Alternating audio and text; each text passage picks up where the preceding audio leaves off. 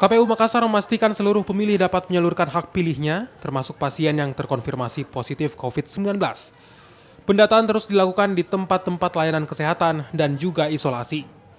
Berdasarkan data dari gugus tugas penanganan COVID-19, pasien terkonfirmasi COVID-19 yang sedang menjalani rawat inap dan isolasi mandiri dapat menggunakan hak pilihnya di TPS terdekat atau TPS yang berdekatan dengan rumah sakit.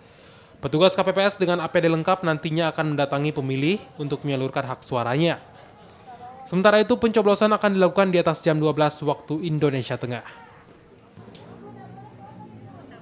Difasilitasi ini ya, bisa kalau dalam masa di perawatan di rumah sakit kan nanti ada petugas kami yang datang ya, kita fasilitasi TPS terdekat ya, tapi nanti kan akan dikoordinasikan. Saat ini kan lagi ada pendataan oleh KPU Kota pos-pos layanan kesehatan ya, yang ada pasien yang butuh perlakuan khusus di hari pemungutan suara.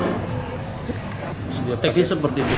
Makanya di tiap TPS ada baju hazmat yang kita siapkan satu per TPS untuk memfasilitasi kawan-kawan warga kota yang pada hari pemungutan suara tidak bisa datang ke TPS karena alasan kesehatan.